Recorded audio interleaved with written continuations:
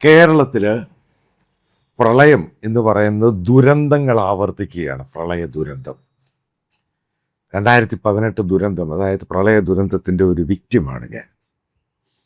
Victim എന്ന് പറയുന്ന വീട് നശിച്ചുപോയി. അത് പിന്നെ റിപ്പയർ ചെയ്യാനും സാധനങ്ങൾ മുഴുവനും മാറ്റി. കാരണം ഒന്നാമത്തെ ഗ്രൗണ്ടിൽ നിന്ന് ഒന്നാമത്തെ നിലയുടെ അവിടം വരെ കയറി, അതായത് ഗ്രൗണ്ട് ഫ്ലോറിലുള്ള മുഴുവനും പോയി. ഏകദേശം 14 ലക്ഷം രൂപ ചിലവായി അത് മുഴുവനും റിപ്പയർ ചെയ്തെടുക്കാൻ. ഞാനൊരു വീടിൻ്റെ കാര്യമാണ് പറയുന്നത്. അതിനുശേഷം എങ്ങാണ്ട് 2020 വീണ്ടും ഇതേപോലെ മഴയുണ്ടായി. പക്ഷെ വീടിനകത്ത് കയറിയില്ല, പക്ഷെ അതിൻ്റെ ആ ഭാഗം വരെ വന്നു. ഇത് പറയുമ്പോൾ മനസ്സിലാക്കേണ്ടത്, ഒരു പ്രളയവുമായി ബന്ധപ്പെട്ട് വിക്റ്റിംസ് ഇഷ്ടം പോലെ കേരളത്തിലുണ്ട്. വിക്റ്റിം എന്ന് പറയുന്ന പല രീതിയിലുണ്ട്. വീട് നഷ്ടപ്പെട്ടവരുണ്ട്, വീട് നശിക്കുന്നവരുണ്ട്, വ്യാപാര സ്ഥാപനങ്ങൾ ചെറുതും വലുതുമായ കടകളും സ്റ്റോറുകളും നടത്തുന്നവരുണ്ട്. ഇന്ന് വരെ ഗവൺമെൻറ്, അതായത് ഈ പറയുന്ന സതീശനാണെങ്കിൽ ഗവൺമെൻറ് ആണെങ്കിലും പിണറായിയുടെ ഗവൺമെൻറ് ആണെങ്കിലും ഇതിനെപ്പറ്റി ഒരു എക്കണോമിക് സ്റ്റഡീസ് നടത്തിയിട്ടുണ്ട്. എന്തുകൊണ്ടാണ് ഈ പറയുന്ന വിക്റ്റിംസ് ഇത്രമാത്രം ആൾക്കാർക്ക് ഇത്രമാത്രം നഷ്ടമുണ്ടായി, എന്തുവാണ് അവരുടെ എക്കണോമി എന്ന് പറയുന്നതിനെപ്പറ്റി സ്റ്റഡി നടത്തിയിട്ടുണ്ട്. ബേസിക്കലി സ്റ്റഡി നടത്തുമ്പോൾ മാത്രമേ മനസ്സിലാകത്തുള്ളൂ എത്രമാത്രം ഡെപ്താണ് ഈ ഇഷ്യൂ. അതാണ് അതിൻ്റെ ഏറ്റവും വലിയ രീതിയിലുള്ള ഉത്തരവെന്ന് പറയുന്നത്. കാരണം ഇതിന് റിസൾട്ട് കൊടുത്തേ മതിയാവത്തുള്ളൂ. ആ റിസൾട്ട് എടുക്കുമ്പോഴേ മനസ്സിലാകത്തുള്ളൂ ഇതെവിടെ നിന്നാണ് ഒറിജിനേറ്റ് ചെയ്യുന്നത്. നമ്മൾക്ക് മഴയെ തടുക്കാൻ പറ്റത്തില്ല. വലിയ രീതിയിലുള്ള പ്രഷർ, അതായത് സമുദ്രത്തിലുണ്ടാകുന്ന പ്രഷർ കൊണ്ട് ഈ പറയുന്ന വലിയ രീതിയിലുള്ള മഴ, അതിനെ തടുക്കാൻ പറ്റത്തില്ല.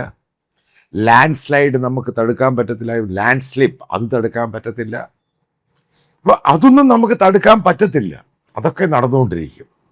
വെയിൽ കൂടുതലാകുന്നു, അതിനെ തടുക്കാൻ പറ്റത്തില്ല. അപ്പം പക്ഷേ നമുക്കിതിനെങ്ങനെ നേരിടാൻ കഴിയും, എങ്ങനെ ഡീൽ ചെയ്യാൻ കഴിയും?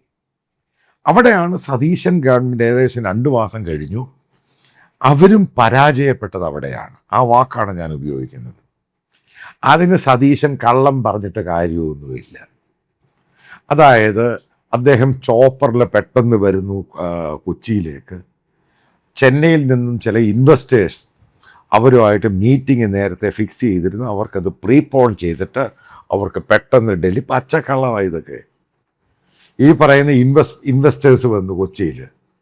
അവരോട് പറയാം തിരുവനന്തപുരത്ത് വരാൻ, അല്ലെ ഷെഡ്യൂൾ ടൈമിൽ കാണാമെന്ന് പറയുക, അല്ല അവർക്ക് ഉടൻ തന്നെ ഡൽഹിയിൽ പോകണം. ഈ ഡൽഹി ഇതൊക്കെ ചുമ്മാതെ അടിക്കുന്ന കള്ളമായത്. കാരണം ചില കാര്യങ്ങളൊക്കെ നമുക്കറിയാം. സതീശന് പ്രോപ്പറായിട്ട് കള്ളം പറയാനും അറിയത്തില്ല. എന്തിനു വേണ്ടിയാണ് ഈ പറഞ്ഞ കള്ളം? അതാണ് ഇതിൻ്റെ ഒന്നാമത്തെ കാര്യം. രണ്ടാമത്തെ സംഭവം, ഈ പത്രക്കാർ ചോദിച്ചു, ഈ പൊന്നാനിയിൽ ഒരു ഭാഗത്ത് പ്രളയം നടക്കുക, കേരളം ആകമാനം ഇടിഞ്ഞ് പൊളിഞ്ഞ് നാശമാവുക. ആഹാരം കഴിക്കുന്ന 3 മണിക്ക് സതീശൻ ആഹാരം കഴിക്കുന്നതിൽ യാതൊരു പ്രശ്നവുമില്ല. അതൊക്കെ ആസ് യൂഷ്വലാണ്. പക്ഷേ മനസ്സിലാക്കേണ്ട ഒരു സംഭവമുണ്ട്. അതായത് ആഹാരം കഴിക്കുന്നതിന് മുമ്പ്, അതായത് മറ്റുള്ളവരും ആഹാരം കഴിക്കുന്നുണ്ടോ, ഇതൊരു തോന്നല. അത് കേരളത്തിലെ മുഖ്യമന്ത്രിയുടെ മാനസികമായിട്ട് ചോദിക്കണം. ഞാൻ ആഹാരം കഴിക്കുന്നു, എൻ്റെ വീട്ടിൽ മറ്റുള്ളവരും ആഹാരം കഴിച്ചോ? ആ ഒരു കോമൺ സെൻസ് എങ്കിലും തനിക്കുണ്ടാവണം. അതാണ് അതിൻ്റെ പ്രധാനപ്പെട്ട ഉത്തരം. അതായത് നിങ്ങൾ ഈ പറയുന്ന വലിയ ആർഭാടമായിട്ട് ഭക്ഷണം, ഇതൊന്നും ഈ പറയുന്ന പോലെ വലിയ സംഭവമൊന്നും അല്ല. പക്ഷെ ആ ഒരു സാഹചര്യം മനസ്സിലാക്കണം. 3 മണിക്ക് ഇത്രയും വലിയ ആർഭാടമായിട്ട് താങ്കൾ ആഹാരം കഴിക്കുന്നു. പല ആൾക്കാർക്കും മരുന്നില്ല, ഭക്ഷണമില്ല, ആൾക്കാർ ഒറ്റപ്പെടുന്നു. അതായത് വെള്ളം കയറി ആൾക്കാർ വലയുന്നു. ആ സമയത്ത് അതേപോലെ ഒരു ഫോട്ടോ വന്നു കഴിയുമ്പോൾ വിമർശകർ മാത്രമൊന്നുമല്ല, സാധാരണക്കാരൻ ചോദിക്കുന്ന ചോദ്യമാണ്. അതുകൊണ്ടാണ് ഈ സംഭവം ബാക്ക്ലാഷ് ആയിട്ട് ഇത് നാഷണൽ മീഡിയയിലുണ്ടായത്. അതായത് സതീശൻ ബോധം വെച്ച കാര്യങ്ങൾ പറയുവാനും ചെയ്യുവാനും തയ്യാറാകണം. അതേപോലെ തന്നെ ഞാൻ അതിലോട്ടല്ല കൂടുതൽ കടക്കുന്നത്. കാരണം ആഹാരം എന്ന് പറഞ്ഞാൽ എല്ലാ മനുഷ്യനും കഴിക്കുന്നതാണ്. കാരണം അത് കഴിച്ചില്ലെങ്കിൽ മുന്നോട്ട് പോകാൻ പറ്റത്തില്ല. That's all. അതിൻ്റെ പൊളിറ്റിക്സിലോട്ടൊന്നും ഞാൻ പോകുന്നില്ല. പക്ഷെ പറയാൻ ഉദ്ദേശിക്കുന്ന ഏറ്റവും പ്രധാനപ്പെട്ട ഘടകം എന്ന് പറയുന്നത് ഈ കേരളത്തിലെ പുഴകൾ, നദികൾ, അണക്കെട്ടുകൾ. ഇതാണ് ഒരു ഉത്തരവെന്ന് പറയുന്നത്. കാരണം ഒരു കാര്യമുണ്ട്, നമുക്കിപ്പം വിദേശ രാജ്യങ്ങൾ, യൂറോപ്പ്, അമേരിക്ക തുടങ്ങിയ രാജ്യങ്ങളെ പോലെ അതേപോലെയുള്ള ക്ലൈമറ്റ് പ്രെഡിക്ഷൻ, അതായത് ഇത്ര സമയത്ത് ഇന്നിടത്ത് ഇത്ര മണി മുതൽ ഇത്ര മണി വരെ മഴ പെയ്യും, മഴയുടെ കാഠിന്യം ഇത്രയായിരിക്കും, മണിക്കൂർ വെച്ച് തരും അവർ. നമ്മുടെ മൊബൈലിനകത്ത് ഇങ്ങനെ വന്നുകൊണ്ടിരിക്കും. അതേപോലെയൊന്നും തരാൻ ഇന്ത്യ എന്ന് പറഞ്ഞ രാജ്യത്ത് നമുക്ക് അതേപോലെ സാറ്റലൈറ്റ് ഒന്നുമില്ല. അതേപോലെ മനസ്സിലാക്കേണ്ടത് ഈ അറ്റ്മോസ്ഫിയറിക് സയൻസ് എന്ന് പറയുന്നത് ഭയങ്കര എക്സ്പെൻസീവ്. അതിനെപ്പറ്റി പഠനമാണെങ്കിലും ഈ പറയുന്ന അനാലിസിസ് ആണെങ്കിലും പ്രഡിക്ഷൻ ആണെങ്കിലും ഇത് ചെറിയ കാര്യമൊന്നുമല്ല. ഇത് വലിയ ഹ്യൂജ് സംഭവമാണ്. ഈ പറയുന്ന അമേരിക്കയാണ്, യൂറോപ്യൻ രാജ്യങ്ങൾ ബില്യൺസാണ് ഇൻവെസ്റ്റ് ചെയ്യുന്നത്. കാരണം ക്ലൈമറ്റ് പ്രഡിക്ഷൻസിനെ പറ്റി, കാരണം അതിനെ ബേസ് ചെയ്താണ് ആ രാജ്യങ്ങൾ പോകുന്നത്. ഉറപ്പായിട്ടും ഇന്ത്യ എന്ന് പറഞ്ഞ ട്രോപ്പിക്കൽ വെതറുള്ള ഒരു രാജ്യമാണ്. അതിനെ ബേസ് ചെയ്താണ് ഇവിടുത്തെ അഗ്രികൾച്ചർ എന്ന് പറയുന്നത്. നമുക്കതേപോലെയുള്ള സാറ്റലൈറ്റുകളൊന്നുമില്ല. ഈ നരേന്ദ്രമോദി പറയുന്നതൊക്കെ തള്ള. ഞാൻ ഈ അറ്റ്മോസ്ഫിയറിക് സയൻസുമായിട്ട് ബന്ധപ്പെട്ട പല ആൾക്കാരോടും ചോദിച്ചു. എൻ്റെ ഒരു സുഹൃത്ത് ഇതുമായിട്ട് ബന്ധപ്പെട്ട റിസർച്ചൊക്കെ ചെയ്യുന്നത് ജർമ്മനി സെറ്റിൽഡ്, അവനോടും ചോദിച്ചിട്ടുണ്ട്. ഞാൻ പറയും ഇതൊന്നും ഫ്രീ ആയിട്ടൊന്നും കിട്ടത്തൊന്നുമില്ല, ഇത് ഹ്യൂജ് ഇൻവെസ്റ്റ്മെൻ്റ് ആണ്. അപ്പം അതുകൊണ്ട് ഈ പറയുന്ന പ്രഡിക്ഷൻസൊക്കെ പൂർണ്ണമായിട്ടും നമ്മുടെ സാഹചര്യത്തിൽ ഈ പറയുന്ന മാക്സിമമാണ്. ഇതിൽ കൂടുതലൊന്നും ചെയ്യാൻ പറ്റത്തില്ല. കാരണം അല്ലെങ്കിൽ ഗവൺമെൻറ് ഹ്യൂജായിട്ട് ഇൻവെസ്റ്റ് ചെയ്യണം. എന്നാൽ മാത്രമാണ്, അല്ലെങ്കിൽ സതീശൻ പറയുന്നത് കേട്ടോ, അർദ്ധരാത്രിയിലാണ് പറയുന്നത് അതിതീവ്ര മഴയ്ക്ക് സാധ്യതയുണ്ട്, അത് ഇന്നടത്ത് പെയ്യുമെന്ന് പറയാം. അതൊക്കെ പറയുന്ന സാറ്റലൈറ്റ് ഉപകരണമൊക്കെ ഉണ്ട് സതീശൻ സാറേ. അതെടുത്ത് നോക്ക്, ശരിക്കും മനസ്സിലാക്കി. എവിടെയൊക്കെ ഉണ്ട്, പല രാജ്യങ്ങളിലും ഉണ്ട്. നമ്മൾ ആ തട്ടിലോട്ട് വന്നിട്ടില്ല. അതാണ് അതിൻ്റെ രണ്ടാമത്തെ കാര്യം. മറ്റൊരു കാര്യം, ഞാൻ ആദ്യം പറഞ്ഞൊരു പോയിന്റ് ഉണ്ട്, നമുക്കിതിനെ എങ്ങനെ ഡീൽ ചെയ്യാം. അതാണ് ദുരന്തം ഉണ്ടാകുന്നതിന് മുമ്പ് നമ്മൾ എങ്ങനെ അതിനെ അതിജീവിക്കും, ഡീൽ ചെയ്യും. ഉണ്ടായ ശേഷമല്ല അതിജീവനം എന്ന് പറയുന്ന സംഭവം ഉണ്ടാവുന്നത്. ഉണ്ടായ ശേഷം എന്തുവാ, ചത്ത പശുവിന് ജാതകം എഴുതിയിട്ട് കാര്യമൊന്നുമില്ല. പക്ഷെ ഇവിടെ നമുക്കിത് ഡീൽ ചെയ്യാൻ സാധിക്കും. ഒന്നാമത് മനസ്സിലാക്കുക, കേരളം എന്ന് പറയുന്നത് എക്കോളജിക്കലി ഫ്രജൈൽഡാണ്. ഇവിടെ ഇഷ്ടംപോലെ മഴയുണ്ട്, ഇതുണ്ട്. നമ്മുടെ ട്രോപ്പിക്കൽ ഡെമോഗ്രഫിയൊക്കെ ആ രീതിയിലാണ് പോകുന്നത്. ഏറ്റവും വലിയ പ്രശ്നമെന്ന് പറയുന്നത് നമ്മുടെ പുഴയിലെ മണൽത്തിട്ടകളാണ്. കാരണം അതിനും ഞാൻ സാക്ഷിയാണ്. ഞാനന്ന് പിണറായി വിജയൻ ഗവൺമെൻറ് പല ആവർത്തി കത്തെഴുതിയിട്ടുണ്ട്, ആലുവ MLAക്ക് കത്തെഴുതിയിട്ടുണ്ട്. കാരണം അതായത് പെരിയാർ എന്ന് പറയുന്ന ഭാഗം മുഴുവനും മണൽത്തിട്ടയായി. ഒരൊറ്റ മഴ, ചെറുതായിട്ട് മഴ പെയ്തു കഴിഞ്ഞാൽ, നിങ്ങൾക്കറിയാം ആലുവ ശിവക്ഷേത്രം മണൽപ്പരപ്പിലുള്ളത്, അതിനകത്ത് അങ്ങ് വെള്ളം കയറും, അങ്ങ് നിറയുക. അതിൻ്റെ കാര്യം എന്ത്? ഇത്രമാത്രം ചെറിയ മഴയിൽ അവിടെ മണൽ കോരാൻ പറ്റുന്നില്ല. അത് കേരളത്തിലെ എമർജൻസി ആയിട്ട് വാർ ഫൂട്ടിങ്, യുദ്ധകാല അടിസ്ഥാനത്തിൽ ചെയ്യേണ്ടത് കേരളത്തിലെ പുഴകളിൽ നിന്നും, തോടുകളിൽ നിന്നും, നദികളിൽ നിന്നും, അതേപോലെ അണക്കെട്ടുകളിൽ നിന്നും ഒരു കാലവും താമസിക്കാതെ മണൽ വാരാൻ അനുവദിക്കുക. അത് ഫെയർ ആയിട്ടങ്ങ് ഡീൽ ചെയ്യുക. ഹൈക്കോടതിയിൽ ഒരു ആപ്ലിക്കേഷൻ ഉണ്ട്, ഒരു ചെറിയ വിധി വന്നു, അതിൻ്റെ പേരിൽ കേരളത്തിലെ മണൽ വാരാൻ പറ്റത്തില്ല. ഇതൊരു അൺഹോളി ആക്സസ് ഉണ്ടാക്കിയിട്ടുണ്ട്.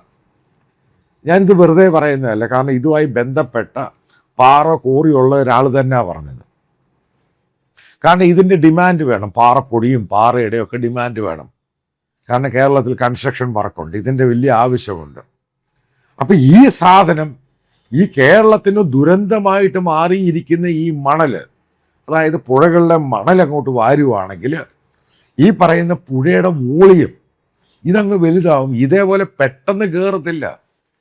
അതുപോലെ കയറുവാണെങ്കിൽ നമുക്കൊരു സമയം കിട്ടും, അതായത് ഷിഫ്റ്റ് ചെയ്യാനുള്ള സമയം കിട്ടും, സാധനങ്ങൾ മാറ്റാനുള്ള സമയം കിട്ടും. ഇത് പെട്ടെന്ന് വോളിയുമില്ല, പെട്ടെന്ന് ഇത് കരയിലോട്ട് കയറുന്നു, സംഭവം ആവുന്നു. ഇതങ്ങ് പിന്നെ വൈഡായിട്ട് അങ്ങ് പോകുന്നു. അതേപോലെ തന്നെ കേരളത്തിലെ പല അണക്കെട്ടുകൾ ഇൻക്ലൂഡിങ് ഇടുക്കി, ഇവിടൊക്കെ എത്രയോ വർഷമായിട്ട് ഈ മണൽ അവിടെ കിടക്കുക. നിങ്ങൾ ഭാരതപ്പുഴ കണ്ടു കാണും, എത്രയോ വർഷമായിട്ട് കിടക്കുകയാണ്. ഇതൊക്കെ അനുവദിച്ചു കൊടുക്കണം. അതായത് ഗവൺമെൻറ് ചെയ്യുന്ന ഗവൺമെൻറ് എന്തോ കാര്യങ്ങൾ ഇതിനകത്ത് ചെയ്യുന്നില്ല. ഇച്ഛാശക്തിയോടാണ് പ്രവർത്തിക്കേണ്ടത്. അതായത് ഗവൺമെൻറ് ജനങ്ങളെയാണ് സെർവ് ചെയ്യേണ്ടത്. അല്ലാതെ ഏതോ ഹൈക്കോർട്ടിൽ ആപ്ലിക്കേഷനുണ്ട്, ചില ആൾക്കാർ പറയുന്നു ആ എൻവയോൺമെൻ്റലിസ്റ്റ് എന്ന് പറഞ്ഞ പേക്കൂത്തുകൾ, അവന്മാരെയൊക്കെ ഓടിച്ചിട്ട് അടിക്കണം ചില കാര്യങ്ങളിൽ. കേരളം അങ്ങനൊരു ലാൻഡ് ഡെമോഗ്രഫിയാണ് കേരളത്തിലുള്ളത്. അപ്പം അതിനകത്ത് ജീവിക്കുന്ന ആൾക്കാരുണ്ട്. ഏത് സമയത്തും നല്ല മഴ പെയ്താൽ ലാൻഡ് സ്ലൈഡും ലാൻഡ് സ്ലിപ്പും ഒക്കെ ഉണ്ടാകും. അത് സ്വാഭാവികം, അതിനെ തടയാൻ പറ്റത്തില്ല. പക്ഷെ നമ്മളിതിനെ എങ്ങനെ ഡീൽ ചെയ്യും, ഇതാണ് പ്രാധാന്യം. അതായത് നിങ്ങളിപ്പോൾ നോർത്ത് ഈസ്റ്റുമായിട്ട് ബന്ധപ്പെട്ട് അവിടെ പോവുകയാണെങ്കിൽ ഓരോ 10 കിലോമീറ്ററിലും 5 or 6 ലാൻഡ് സ്ലൈഡ് കാണും റോഡിൽ. ഹ്യൂജ് വലിയ പാറകളൊക്കെ വന്ന് റോഡിൽ കിടക്കുന്നത് കാണും. കാരണം അവരവരുടെ ലൈഫുമായിട്ട് ബന്ധപ്പെട്ടത് കൊണ്ടുപോയി. പക്ഷെ ഒരു കാര്യം ഞാൻ പറയാം, കേരളത്തിൽ ഇത് ഈസി ആയിട്ട് ഡീൽ ചെയ്യാൻ പറ്റും. ഈ പറയുന്ന സംഭവങ്ങൾ നമുക്കിത് ഒരു കാരണവശാലും കാലാവസ്ഥയെ തടഞ്ഞു നിർത്താൻ പറ്റത്തില്ല. പക്ഷെ ദുരന്തങ്ങൾ നമുക്കത് കുറയ്ക്കാൻ സാധിക്കും. ഇപ്പം തന്നെ കേരളത്തിൽ 20ഓളം പേരാണ്, ഇത് 15ഓളം പേര് മരിച്ചു, 7ഓളം പേരെ കാണാനില്ല. അപ്പം ആളുകളുടെ മരണവും കൂടുകയാണ്. ഇവിടെയാണ് ഗവൺമെൻറ് ഇടപെടേണ്ടത്. അതായത് വീട് വൃത്തിയാക്കാൻ 10,000 രൂപ കൊടുത്തുകൊണ്ടൊന്നും കാര്യമൊന്നുമില്ല. 10,000 രൂപ കൊടുത്ത് എന്ത് വീട് വൃത്തിയാക്കാനാണ്? അതേപോലെ തന്നെ ഈ കടകളിലൊക്കെ ഈ സാധനങ്ങൾ അവരൊത്തിരി സ്റ്റോക്ക് ചെയ്ത് ഇതൊക്കെ അങ്ങ് പോവുകയാണ്. ഈ കടക്കാരൻ അവൻ്റെയും കൂടെ സംഭവം മനസ്സിലാക്കണം. കാരണം അവനെയും മനസ്സിലാക്കണം, അവൻ്റെ ബിസിനസ്സും അവൻ്റെ ഭാവിയില്ല പോവുകയാണ്.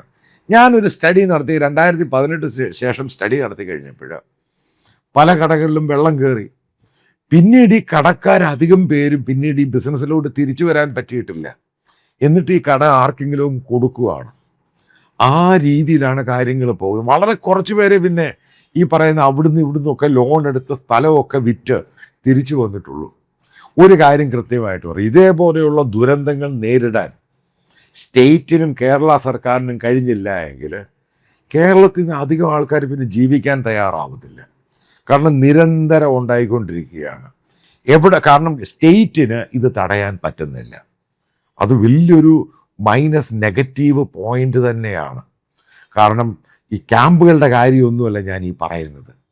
ദുരന്ത മുഖത്തു നിന്ന് നമുക്ക് എങ്ങനെ കരകയറാൻ സാധിക്കും, അതിനെന്ത് ചെയ്യാൻ കഴിഞ്ഞു, അതൊന്നും ഗവൺമെൻറ്റിനെ കൊണ്ട് ഒരു പുല്ലും നടത്താൻ സംഭവിച്ചിട്ടില്ല. അതേപോലെ സതീശൻ്റെ ഗീർവാണങ്ങൾ കുറച്ചങ്ങ് കുറയ്ക്കുക. പത്രക്കാരാണെങ്കിൽ ചോദ്യങ്ങൾ ചോദിക്കും. അതിനെ ഈ ദേശാഭിമാനിയിൽ നിന്നും കൈരളിയിൽ നിന്നും പറഞ്ഞിട്ട് കാര്യമൊന്നുമില്ല. നിങ്ങൾ പത്രസമ്മേളനം നടത്തി അവിടെ ഇരിക്കുകയാണെങ്കിൽ നാച്ചുറലായിട്ട് ചോദ്യങ്ങളുണ്ടാകും. അതിന് ചൂടായിട്ടും കള്ളത്തരവും പറഞ്ഞിട്ടൊന്നും കാര്യമില്ല. കേരളം ഒരു ദുരന്ത മുഖത്താണ്. അതിനെ അതിജീവിച്ച് മുന്നോട്ട് പോകാൻ പഠിക്കുക. അതിനെ ട്രാൻസ്പെറൻ്റായിട്ട് നേരിടാൻ പഠിക്കുക. തെറ്റുകൾ സമ്മതിക്കുക. അതാണ് ഒരു ഭരണകർത്താവിൻ്റെ ഏറ്റവും നല്ല ക്വാളിറ്റി.